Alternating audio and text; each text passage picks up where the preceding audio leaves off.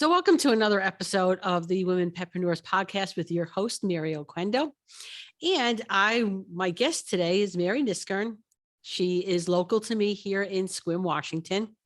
So what I want to start off with is, Mary, tell me about how successful your business is right now in the last couple of years.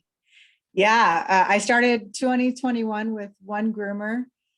We did everything, receptionist, all of it. We did it all, bathing, everything. And I started 2022 with two groomers and a new receptionist. I opened a doggy self-wash in the community that my salon was already in. Some things changed and we had to combine the two businesses, but it's really worked out. We put everybody in one location. I spent a lot of money and made my new location beautiful. It's exactly the way I envisioned it. And we all groom here. And today I have 6 employees. I've been able to maintain a receptionist all year long who is just invaluable to my business now, who makes it possible for us to do more dogs because we're not busy with the customers. I just recently I have a 15-year-old girl working for me. I was able to provide her first job. And I just hired a new bather who she wants to groom. And so I'm going to put her through grooming school early next year. And so the self-wash is going great, and it's helping cover some of the costs of hourly employees. We are booked out anywhere from 4 to 8 weeks any given day. We are able recently to take new dogs because we have the support staff needed to do that. And so we're just busy. It's hustle and bustle all day long. And it's great. It's really, really awesome. We're number 1 on the peninsula the last 4 years running. We did it again this year. Awesome. And we're just growing. Yeah. All right. So there's we hear this, where do you see yourself in 10 years? All right. Now let's go back 10 years. Where you were 10 years, could you have imagined this is where you would be right now? No, I wanted it. I was working for somebody else, and you think you have all these great ideas, and I don't know if you ever worked. Well, I know you've worked for other people, and you think, well, you're not doing it right, and I always had this vision of what I wanted it to be, but I didn't have the confidence. I didn't have the self-esteem. And at the time, I was not making wise choices in my life. So there was no possible way that I would have been able to accomplish it. And I had people in my life at that time telling me that I couldn't accomplish it. I had quote unquote friends in my life who didn't believe in me at that time. And so, and no, I definitely not ever in a million years would think somebody would put me in charge. Yeah. All right. So where did you learn to groom? Originally, I got into the pet care industry while I served a prison sentence at WCCW, Purdy. And I started as a part-time trainer, went into kennel work. I got into the grooming salon right before I got out, right before I was released. They helped me with work history and resume writing. I got a job as soon as I was released to work release at a really busy salon in Bellevue, Washington. And I started as a bather. And within a few months of that, I was bath finishing, Goldens, things like that. And I worked there for a really long time. I was convinced at that time that I couldn't get a job anywhere else because I was a felon. And it was a very not a healthy work environment and very toxic work environment. And so I finally said, forget this. And I went to Mazur's Grooming Academy. I fast tracked because I was already proficient in scissoring and tools and all of that, dog handling. And so it was, I did a 5-week course with Denise out at Mazur's, and she offered me a job my first week there as a groomer when I was done, but it was too far to travel. And that's how it all kind of happened. Just comes naturally to me being around the dogs. All right. So to recap that, from somebody who was in jail to having the #1 grooming salon on the peninsula, Okay. It's something that, yes, it's hard work, but you know what? You did it. Yeah. Yeah. Okay. Yeah. Um, and the reason I asked you here tonight was because you had posted something on your wall, and I just was like very moved by it. Right. And you was to the point that, you know what, you take your recovery loudly so that others don't have to like suffer this in silence, because you don't know who's in recovery. And honestly and truly, Mary, if you had not told me, would not have known. Hmm. Yeah.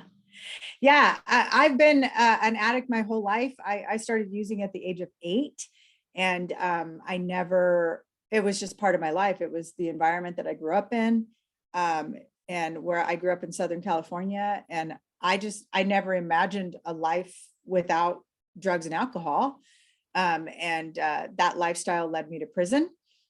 For a very long time, I made some very irresponsible decisions while I was using, and people died.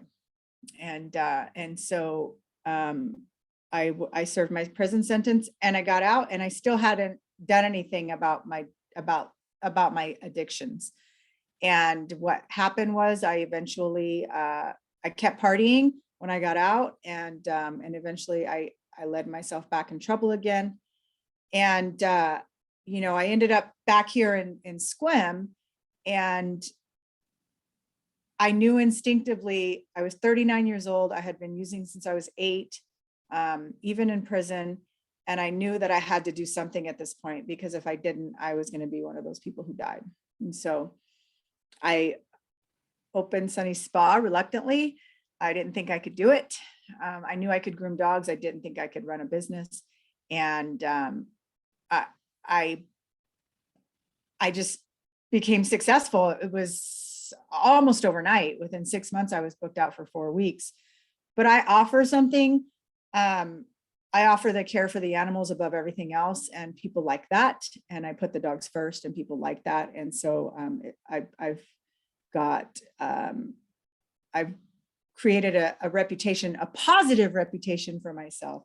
In doing all of that, I also built recovery through various things that I do, fellowships that I belong to, and I've been able to get a solid foundation and be completely abstinent from all mind-altering substances since August 24th of 2016. Awesome. I'm very proud of you. Thank you. And you know what? Beating an addiction is not easy thing to do. And if anyone who doubts that, I'm going to tell you, put sugar away for a week, just a Yeah. week. Yeah. Tell me, yeah, Yeah. Sugar or relationships or Facebook. Try to put yeah. Facebook away for a week.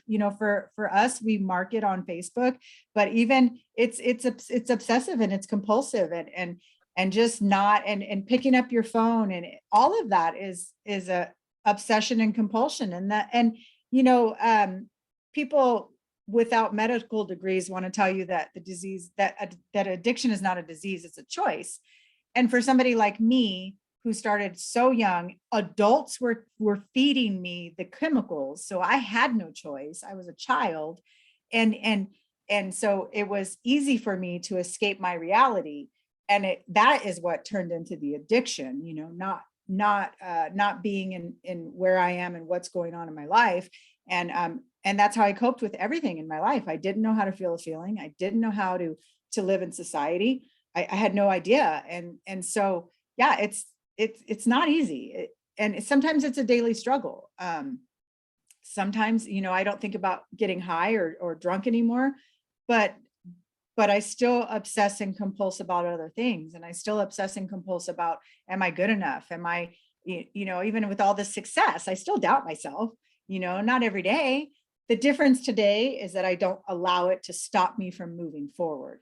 I feel fear and I acknowledge that fear, but I push forward anyway, because there's not another option for me. I have to keep pushing.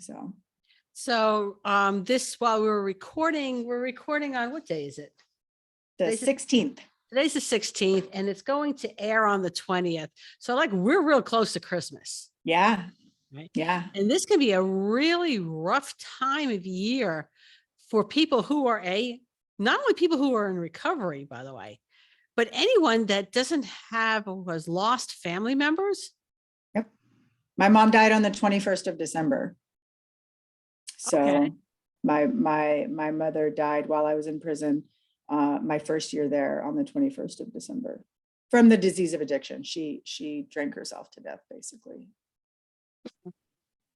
Right, but it can be really rough when you don't have, when you, first of all, you see everybody happy, or the way the media portrays it, we're all supposed to be happy this time of year, Yeah. singing carols, making, Yeah. giving presents, it's supposed to be a joyful time of year. So what happens if you don't have any of that? I mean, how do you, how do you deal with not having, where it's like an emptiness this time of year? And I think that can be rougher than almost anything. Yeah, it is. I have a lot of like-minded people in my life who are on the same path as me with recovery.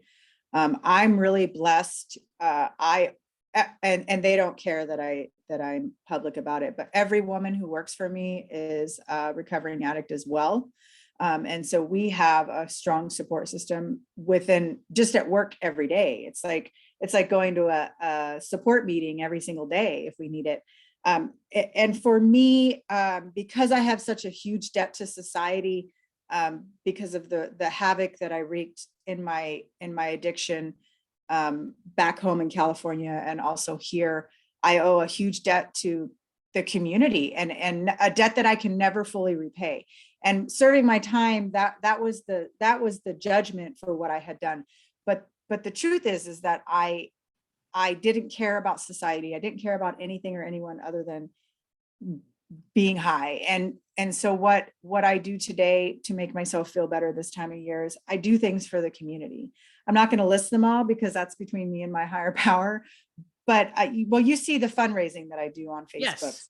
I do Toys for Tots. This year we got involved. There's a woman in a local woman who's doing outreach for teenagers. And so we have just been collecting things because the teens always get forgotten. The low income teens get forgotten. And so we have been, box after box after box, filling these boxes with cool stuff, not just, things like that. We collect socks and old jackets for the homeless because this time of year, that's the most needed thing in homeless shelters is clean socks, dry socks, and so we do that.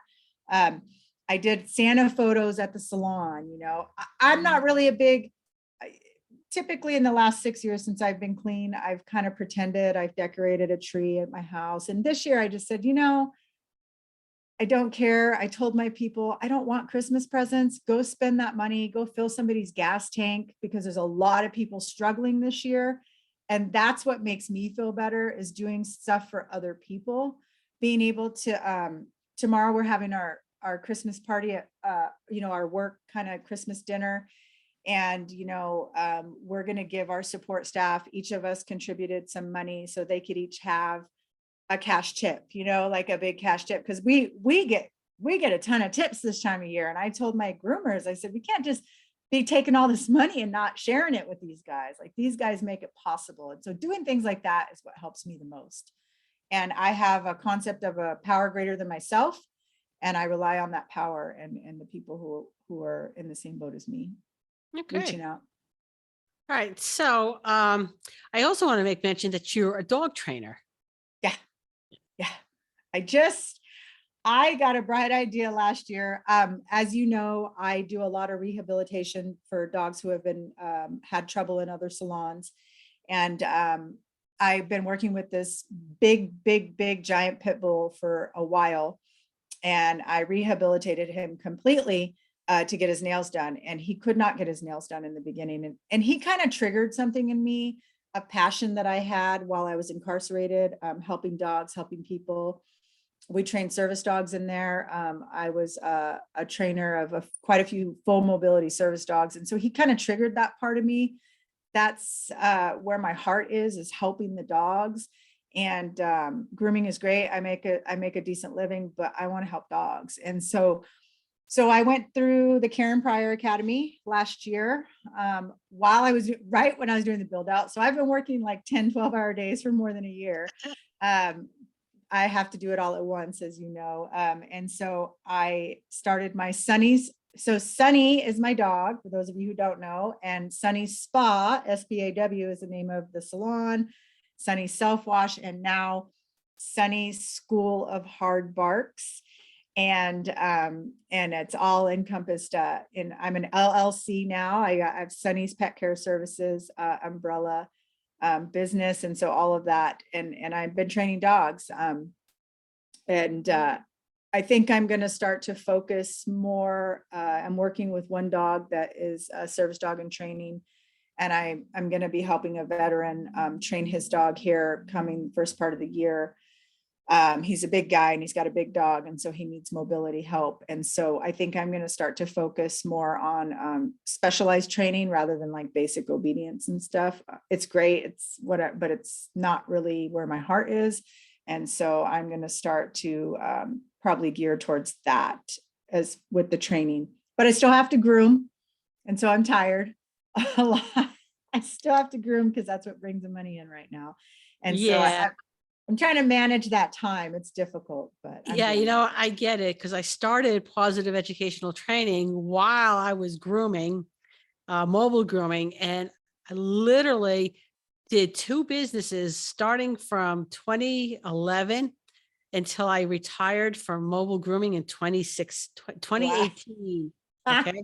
So, yeah. I'm working, it's not easy to work 2 businesses. No, no. And my receptionist is great. Shout out to Shayna. But the scheduling for the training is a little bit different. And so I do a lot of that, and the admin, and there's note taking, and there's just a lot to it, keeping track. I'm also teaching nose work classes. I saw that. Yeah, because I can still help dogs who maybe aren't as social as other dogs, and I'm able to still help dogs in the community at that capacity. And so juggling, I have a lot of hats. I was laughing earlier today. I stopped by my insurance office and took them a Christmas treat, and I said, I have all these employees and I feel like I'm working more now. but they're making it possible for me to follow my dreams and for me to chase my dreams. Otherwise I'd have to be here every day, and I don't have to do that anymore. So it's awesome. And you have a wonderful staff. They're great. I'm so blessed. And I hear a lot of people struggling to find employees, and for me, I haven't had that problem. I've had 2 girls relocate here to work for me. We're a team, and we're a family here. And some people might say that that's probably not healthy, but for us, it works. And I take care of them and they take care of me. They take care of my business, my assets. It's great. It's really awesome. Because you've set the culture of your business. And I think part of the problem that employers have is they don't set a culture. So you're getting people in from all these different pieces, and they're not mixing well because the culture hasn't been set there. You've done a wonderful job with the culture there. So Thank it you. Thank doesn't you. matter whether if your culture works for somebody else, it works for you, and you have the employees that thrive in the culture that you provided for them. Yeah, I mean, I have a 20-year veteran and an almost 40-year veteran working for me. They're actually mother-daughter, and there's no issues there. And there's no drama here. Like there's no we've all worked in those salons. Yeah. I know. That's my dog. And like, we're a team. If somebody needs a dog wash, it doesn't matter if they're getting commission on it, they help out. It's just, and we just help each other out. And my 2 senior groomers, they're making more money than they've ever made, and they're doing half the work because they came here from Oklahoma, and they're doing half the dogs that they would have to do to make the money that they're making right now. And it's just great to be able to provide that. My new bather, I had her print out the pay stubs. We don't have secrets here, and I'm like, you should look at them so you can see what kind of money you can make grooming.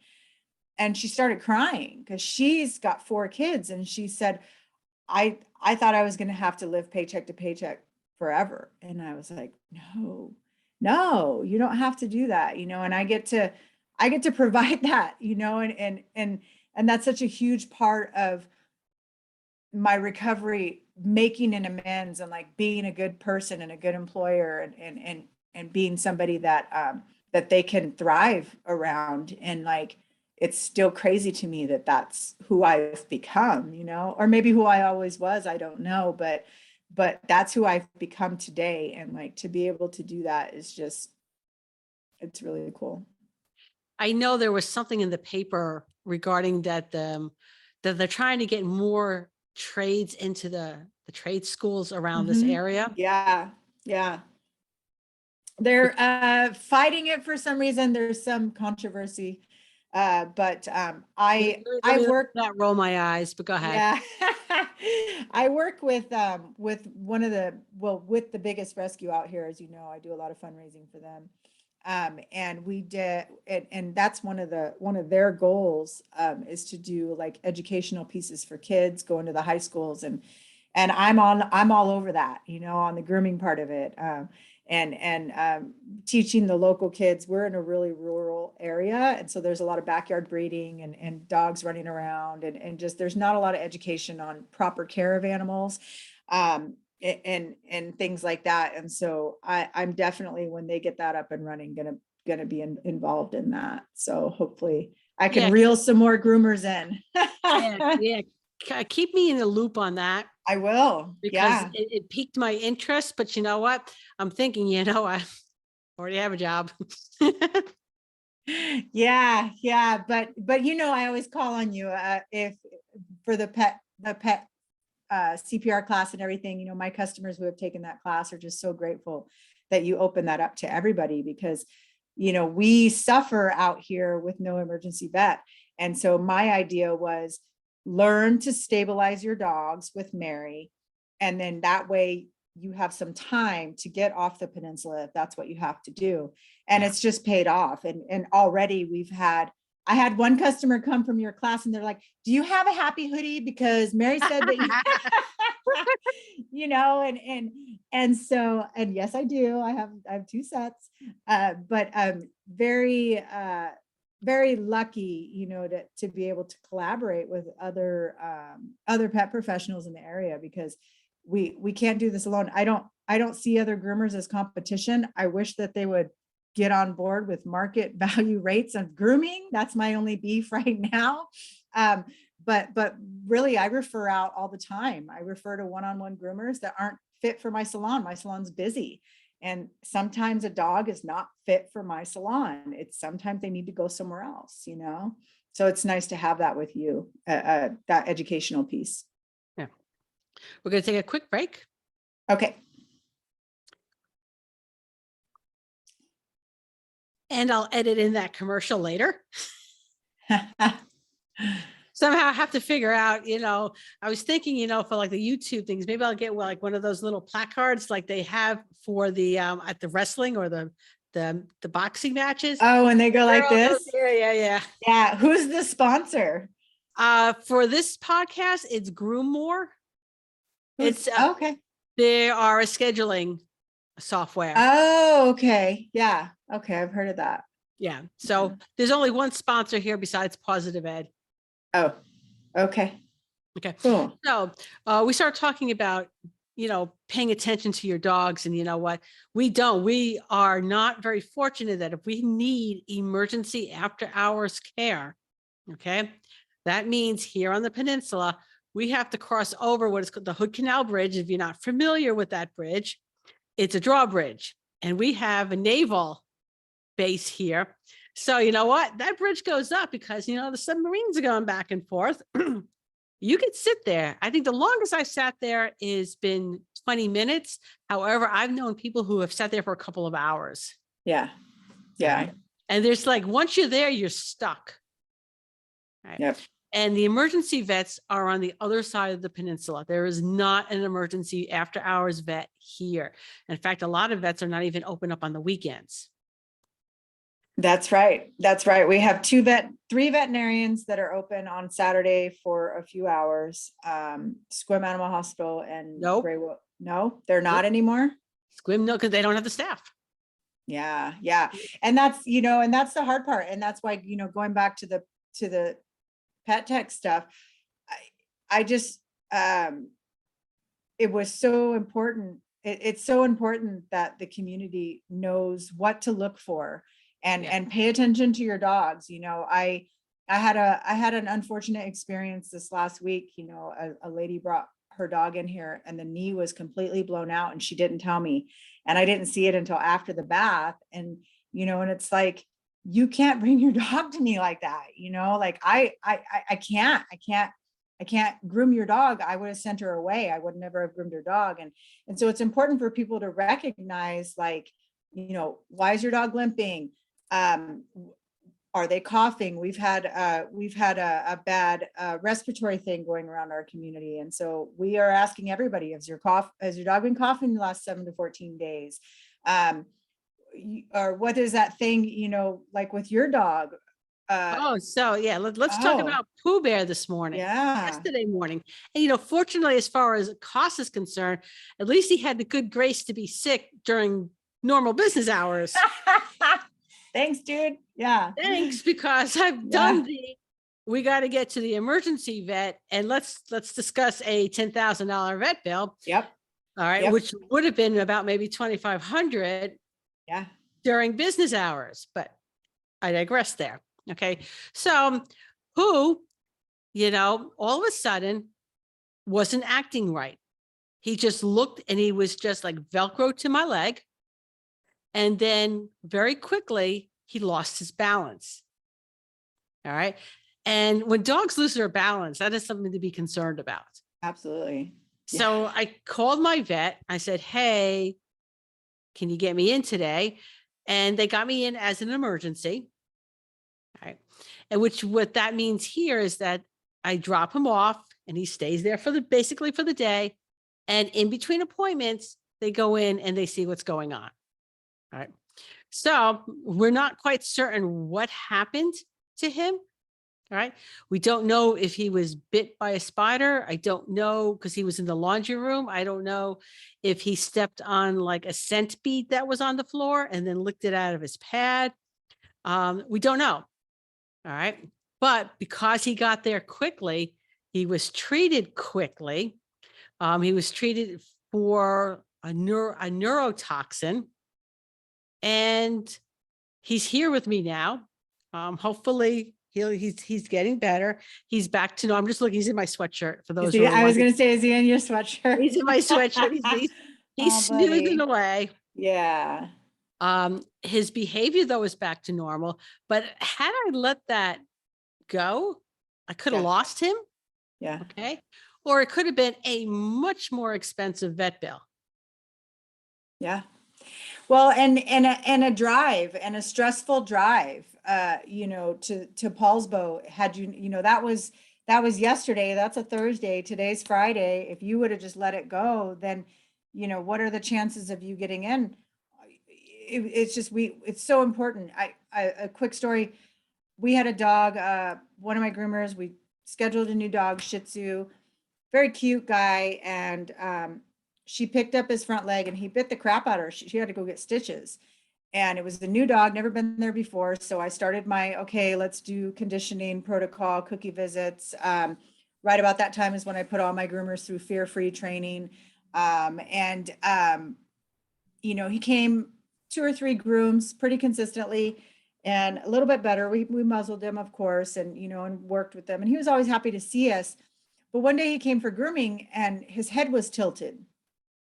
And so Brandy called me and she said, I don't know, Mary, his head's tilted. He's like tilted to one side. And so that at that time was when I still lived next door to the salon. So I went over there and his eyes were completely dilated and he had a stroke or something. Yeah. And so we sent him right home, and it was on a weekend. And I said, you got to go to Paulsville. You cannot wait. And he had a huge brain tumor. Yeah. And they had just rescued him. They didn't know, they just rescued him. So it was like over a 3 or 4 month span. And so he was mad. He bit her because when she lifted his leg, he's got all this brain tumor, and who knows, I would have bit her too. And so, it's so important, especially as groomers, that we pay attention to that stuff, and that we don't, if a dog's tongue turns blue, if a dog has a stress seizure, if a dog is just too over threshold, send them home. Finish the groom the next day, because how many times do we hear these horror stories? And dog dies at groomer, and I'm not blaming anybody. I don't want to talk bad about anybody, but I'm just saying that sometimes these things can be prevented if we just pay attention to the dog. Yeah. You know Instead of what? just, yeah. Well, the first thing I checked when Pooh started to act weird, the first thing I did is I checked gum color, Yeah. and his gums Yeah. were good, Yeah. but it's still his behavior, a change in behavior is something to be really concerned about. That drastic. If I have a dog who's never once bit me and comes in the next room and tries to bite me, I'm going to say, what's going on with this dog? Exactly. Because there's no reason for this dog to bite me. I've had, in some cases, I had a dog that always bit me and didn't bite me. And so I sent that dog to the vet too, because there's something wrong, because he didn't put up Yes. a fight at all today. And so he needs to go get checked out. And sure enough, he got a diagnosis. So even those positive changes, and this is a dog that I have gotten him as far as he's going to go, but he was just, and so it's definitely super important. And it's super important to me that I train my employees to that. And teaching them, various things and what to look for. And that's why I put them through all the training that I put them through, and pay for it, because that's what I've built my business on, is the dogs. So, I remember having a conversation with a client, and I'm like, Princess was really good today. Right. And she's like, she was good. Yeah, she was really good. And she's like, you think I should take her to the vet? I'm like, yeah, there's something wrong. yeah, Princess was really good for me today. yeah, You yeah, know? yeah. And Oh, yeah. on the flip side, I had this, it was a sweet little Shih Tzu. His dog's name was Brownie. Brownie was oh my God, I love this dog. But he comes in one day and he's snappy and he's growly. And so I call up the owners and I'm like, I don't think today's a really good day to groom him. I don't know what's going on, but he's in really bad behavior. And then they told me their house was broken into the day before. And whoever broke into the house terrorized this little dog. She goes, but it's just that he loves you so much. And we thought he'd spend the day with you, get him out of the house. And I'm like, I wish you would have just told me that. Yeah. Sorry, I didn't mean to interrupt you. I know. I have some special needs dog, a little Cocker Spaniel named Toby, that we don't schedule his appointments around any day that there's going to be fireworks, because he has seizures from the blow dryer. So he's 100% cage dry. And because he'll 100% go into a seizure. If he comes here, even in the cage dryer, he will have a seizure. Yeah. And so I said, we don't schedule him around 4th of July or New Year's Eve, because I know that that's a really bad time for him. Because imagine, your dog this is the scenario. Your dog has just gone to war the day before. Like the sky is falling, the earth is shattering, like the world is ending. And then the next day you bring him to the groomer, you know what I mean? And they need time. They need up to anywhere from 48 to 72 hours time to get those stress hormones out of their body before they can come back down to a level that's manageable. And so those things are important. I did a lot of dogs that were storm phobic. I did a lot of golden retrievers. And for some reason, golden retrievers are more prone to like storm phobias, that if I knew we were getting a thunderstorm that day, I would reschedule their appointment. It doesn't matter if it's actively, thundering. Yeah. There's a change in the air pressure. Yeah. They're expecting it to thunder. Yeah. Yeah. And they pick up on all of that. You know, we Yeah. have so many dogs that are 2-day grooms. You know, we do a bath and go, and then the next day we finish the groom. And the dogs don't look the best. You know, they're not going to Westminster. Who cares? I care about the dog's, you know, emotional well-being and being able to rest when they get home, and being able to, you know, not get stress colitis and things like that. You know, so yeah, it's a fine art, determining the best course of action sometimes for dogs. It's an even finer art of explaining to the customer why we have to do this. You see, I explained it as grooming on the installment plan. Mm-hmm. All right. Yeah. Now mobile cage drying is not an option. Right. All right. So Right. it is a dog that is start to finish. I don't Yeah. have that thing that I could say, hey, you know what? We can give your dog a break. We can cage dry your dog. Grooming mobile is a start to finish Different. deal. Yeah. Yeah. So for those dogs that cannot do the full groom anymore, they simply can't stand for it, or the dryers are a huge problem, the options become what I would call grooming on the installment plan. So we can break this up 2 days. That's 2 grooms because you're taking 2 spots. Or I can do what I can and we call it a day. Yeah. Most people called it a day, you know, whatever I could do in that one sitting. And again, that meant that some dogs left, they were not the neatest grooms, Yeah. but they were clean. Did you see that little girl that Sharon groomed? I put her on Facebook, that old lady. No, I did not. A little Shih Tzu.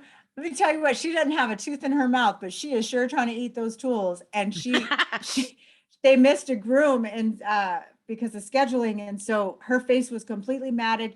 You can't get I mean, it took Sharon 20 minutes to shave her cheeks, and then I had to come in and help with the little Fu Manchu, and then her tongue's hanging out, and it was just, it was, but we got it done. You know what? We got it done, and it's not the prettiest, but nobody was bleeding, and it got done, and it is what it is. You know, as you know, I never put aesthetics above the needs of the Yeah. dog. Never, never. And I think that, and it's really great to be able to set those policies where I'm at. You know, I love it. I love being able to set those boundaries because people don't understand sometimes what it takes. And my dogs that I can get done, you know, I have some standard poodles that I've trained myself, and they walk out looking like $1,000,000. But I got to train those dogs from puppies up. I got to show them that it's okay. I got to break it, you know, ease them into it. And they're all black. And if anybody has any advice on how to see black dogs, I had to groom my dog with a headlamp on the other day because I can't see black dogs anymore. But Well, yeah, I mean, there's like, and white dogs can be just as bad too. It's that yeah, whole, you know, snow yeah, blindness or night blindness. Yeah, it can yeah, be really difficult. yes, yes, yeah. But So I wish I yeah, had more advice for you. Now they do make some tables. They are really expensive, but I they looked them up. have the lights on the I looked them table. up. Yeah. Yeah. Yeah, they're not cheap. I just can't. So I'll do the headlamp thing for now. Everybody's making fun of me here at the salon. That's But okay. I had a whatever. headlamp too. I mean, it Yeah. works wonderful. Yeah.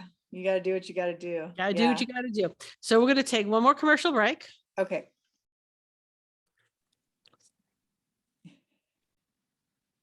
and we're back.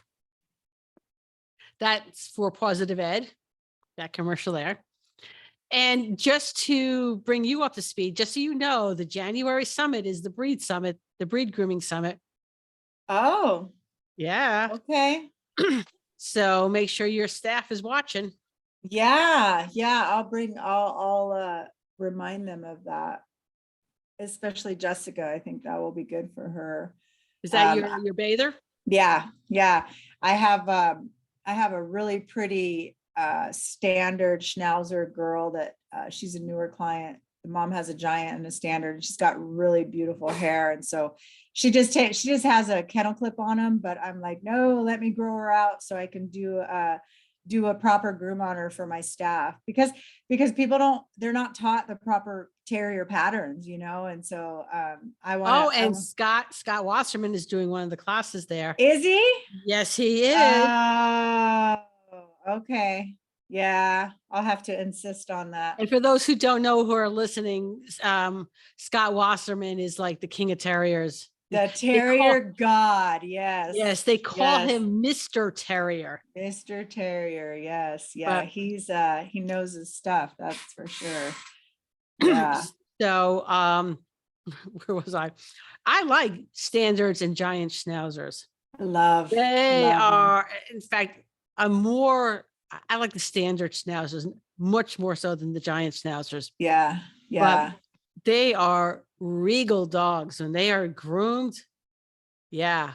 I have one that I want to hand strip him, but my wrist just can't take it. So we compromised. The previous groomer was taking him down with a 10 blade. And I don't do any terriers with the 10 blade. I'll usually use it too. But because it looks better, but he's got beautiful coat. I just groomed him the other day. And so I just do carding and I just take him down, as much as I can, pulling the undercoat and stuff. But his coat, I get to leave him long, and he looks, really good when he's done. And he's just really pretty. And he has the teardrops on his under his eyes, and it's just, he's just a really pretty dog. So I'm excited to grow this other one out and like show the girls how to set the pattern right. We don't have a lot of good terriers that have, nice coat out here. So I'm excited to let her grow out, hoping her coat comes back a little bit so I can show them. All right.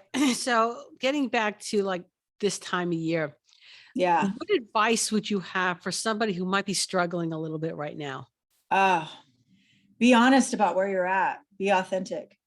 And don't worry about what other people think. Our society tells us that we have to be happy and be joyous and look on the bright side. And sometimes there is no bright side. I'm coming up on some major anniversaries. And my friend who died on the 19th, my mom, and then a pretty horrific thing that happened on New Year's Eve. And there's no bright side of that. I mean, I can look at the benefits and what I've been able to do with my story and helping other people.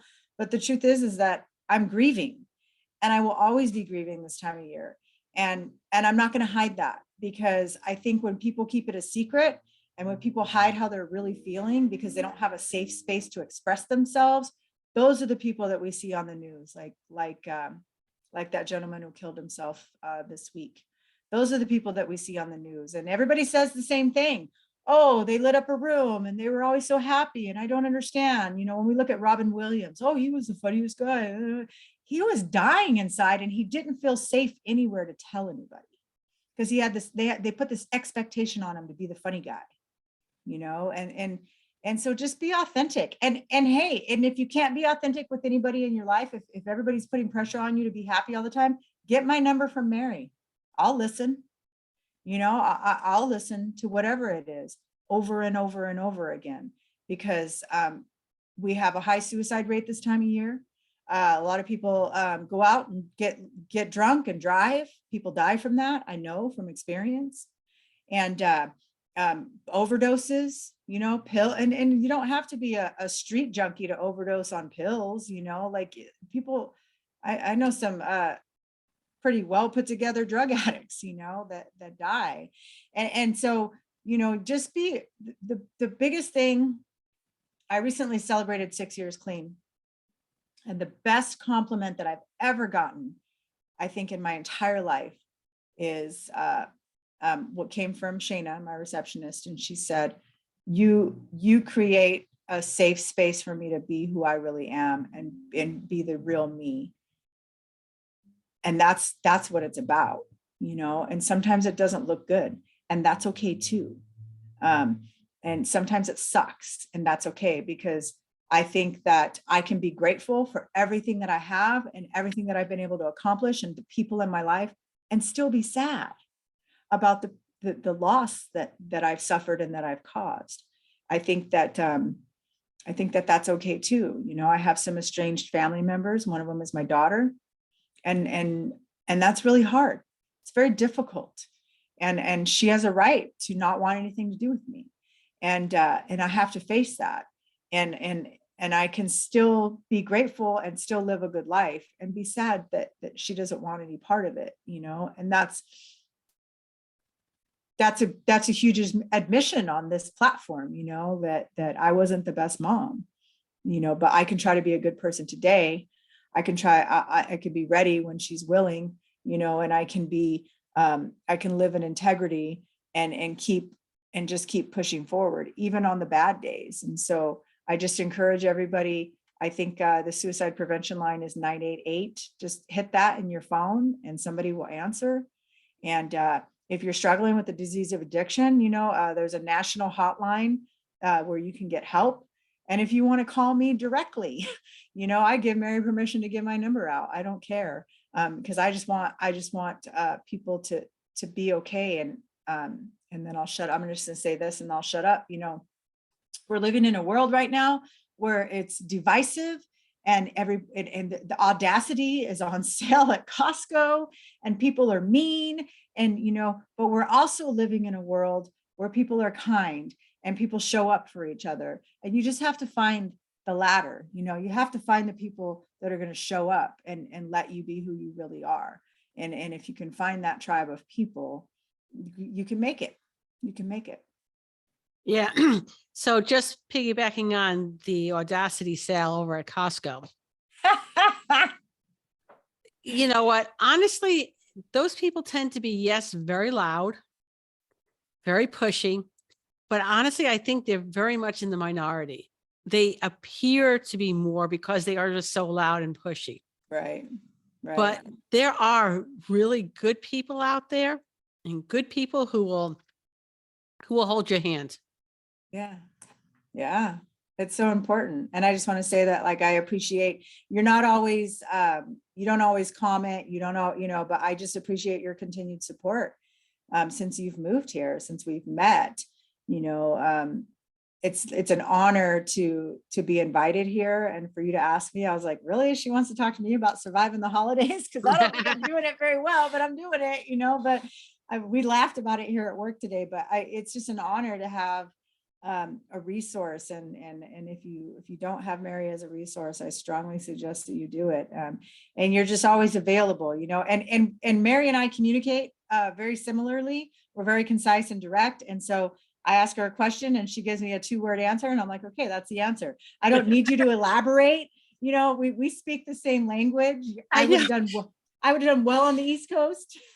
Direct and to the point. To the point. Neither of us have time to, like, you know, beat around the bush. I don't think either one of us have time for that. And so I can always count on that.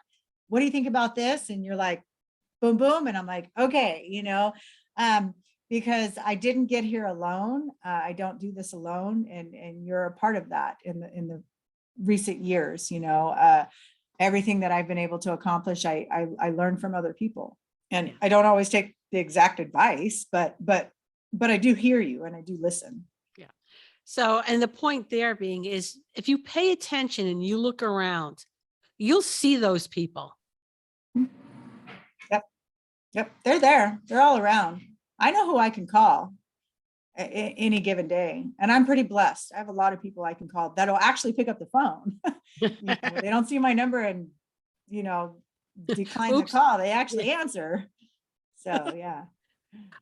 Okay. So, you know, Mary, thank you so much for taking time out of your day to do this. I really do appreciate it. Yeah. It was, of course, it's an honor anytime anybody wants to hear anything I have to say, and especially about this subject. You know, again, if you're struggling and you don't know who to call, reach out, because I'll listen. I'm here. Always. All right. So everybody join us next week when I interview another woman making a difference in the pet industry.